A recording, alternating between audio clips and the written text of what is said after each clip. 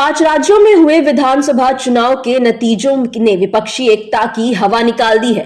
बिहार में विपक्षी दलों के महागठबंधन की सरकार बनने के बाद एकता की जो कवायद शुरू हुई वह खत्म होती नजर आ रही है। अपने बूते उन्होंने 3 दशक से अधिक समय तक बंगाल की सत्ता पर काबिज पश्चिम बंगाल की सीएम ममता बनर्जी का शुरू से ही एकला चलो की नीति रही है। जिस तरह उन्हें वाम दलों से सत्ता के लिए लड़ाई लड़नी पड़ी, ठीक उसी तर्ज पर भाजपा से उनका पिछले विधानसभा चुनाव में मुकाबला हुआ। भाजपा ने पीएम और गृह मंत्री समेत अपने मंत्रियों नेताओं का हुजूम बंगाल विधानसभा चुनाव में उतार दिया।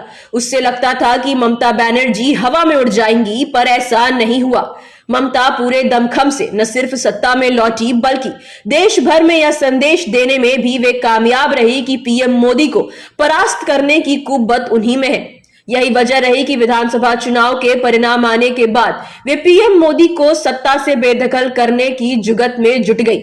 यह अलग बात है कि ये देश के दूसरे हिस्से में उन्हें विपक्षी दलों का समर्थन नहीं मिला। उन्हें समर्थन न मिलने के पीछे कांग्रेस को किनारे करने की जिद थी। हालांकि ममता बनर्जी बाद में बिहार के सीएम नीतीश के आग्रह पर कांग्रेस के साथ आने को तैयार तो हो गई, लेकिन इस आश्वस्त के बाद ही कि नीतीश पीएम पद की रेस में नहीं है। ममता की कांग्रेस की ताजा नाराजगी इस बात को लेकर है कि 5 राज्यों में विधानसभा चुनाव में कांग्रेस ने दूसरे विपक्षी दलों को कोई भाव नहीं दिया। 5 राज्यों में हुए विधानसभा चुनाव में कांग्रेस की दुर्गति के बाद ममता 6 दिसंबर को हो रही विपक्षी दलों की बैठक में नहीं आने वाली थी। हालांकि बाद में इस मीटिंग को कैंसिल कर दिया गया। उत्तर प्रदेश के सीएम रह चुके समाजवादी पार्टी के नेता अखिलेश यादव वे लोकसभा चुनाव के पहले ही कांग्रेस को अपने तेवर दिखा दिए हैं। मध्य प्रदेश में समाजवादी पार्टी ने भी अपने उम्मीदवार मैदान में उतार दिए। नतीजा सबके सामने है। अखिलेश के कैंडिडेट्स जीते तो नहीं, पर कांग्रेस उम्मीदवारों को हराने में कोई कसर भी नहीं छोड़ी।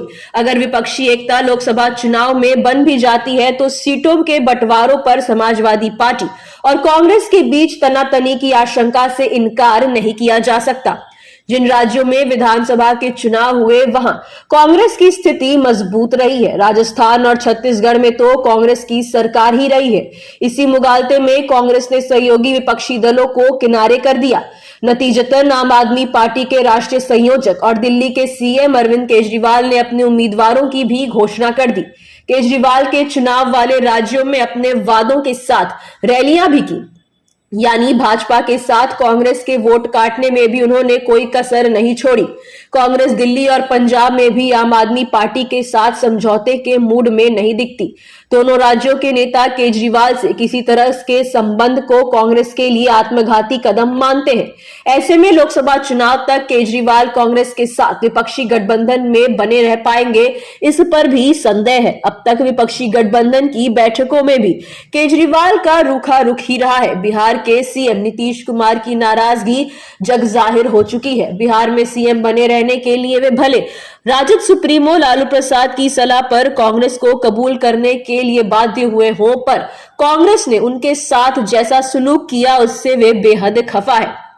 समय समय पर कांग्रेस के प्रति नाराजगी का इजहार वे संयमित अंदाज में करते रहे हैं। नीतीश चाहते हैं कि भाजपा को हराना है तो गठबंधन की गतिविधियों में तेजी से काम करने की जरूरत है, लेकिन कांग्रेस आनाकानी करती रही है।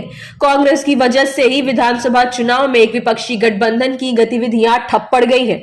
अब सुगबुगाहट शुरू भी हुई है तो नीतीश कुमार बीमार पड़े हुए हैं। भाजपा के नेताओं के साथ उनकी नजदीकी के चर्चे भी समय समय पर होते रहे हैं। ऐसे में नीतीश ऐन मौके पर गच्चा दे जाए तो कोई आश्चर्य नहीं होगा। Bureau report, city post live.